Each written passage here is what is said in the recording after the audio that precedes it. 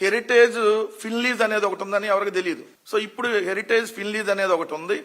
ఆ హెరిటేజ్ ఫిన్లీజ్ అనేది VSR ventures, అంటే చంద్రబాబు నాయుడు గారు ఈ హెరిటేజ్ ఫిన్లీజ్ నుంచి విఎస్ఆర్ వెంచర్స్ లోకి పెట్టుబడి పెట్టినటువంటి వ్యవహారం ఈరోజు రోహిత్ పవార్ బయటకు తీసిన తర్వాత నిజంగా ఎంత క్విట్ ప్రోకో ఇక్కడ జరుగుతూ ఉంది, ఏ విధంగా రాష్ట్ర సంపదని చంద్రబాబు నాయుడు గారు తన బినామీ కంపెనీలకో లేదంటే తాను పెట్టుబడి పెట్టినటువంటి కంపెనీలకో ఎలా ప్రభుత్వ ధనాన్ని దోచిపెడతా ఉన్నాడంటానికి ఈ విఎస్ఆర్ వెంచర్స్ లింకులు ఒకసారి మనం చూస్తే బయటకు వస్తుంది. ఆ విఎస్ఆర్ వెంచర్స్ ఫ్లైట్ని ప్రభుత్వం ద్వారా ఏదైతే చంద్రబాబు నాయుడు గారు వాడుతూ ఉంటాడు, డబ్బులు ప్రభుత్వం చెల్లించిద్ది. అంటే అక్కడికి వెళ్తుంది ప్రభుత్వం విఎస్ఆర్ వెంచర్స్ కు చెల్లించిద్ది.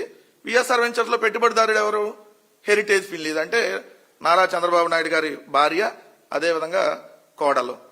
సో ఎంత దుర్మార్గం ఇది! ఇది కదా అసలు క్విట్ ప్రో. ఎందుకంటే ఇప్పుడు అజిత్ పవార్ గారు బయట పెట్టిన తర్వాత ఈ విఎస్ఆర్ వెంచర్స్ సంబంధించి మొత్తం చూస్తే ఇది చంద్రబాబు నాయుడు గారు, నారా లోకేష్ తిరిగాయన్ని ఫ్లైట్ వివరాలు చూడండి మీరు.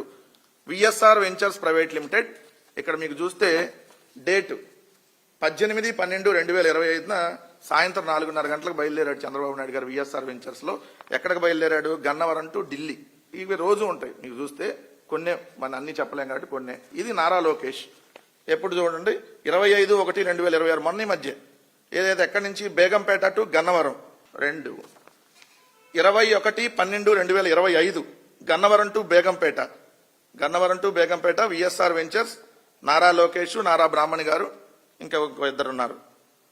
నెక్స్ట్ ఇది చూస్తే VSR ventures 9/1/2026 VSR ventures private limited Gannavaram to Pune 7 గంటలకు బయలుదేరాడు ఉదయం.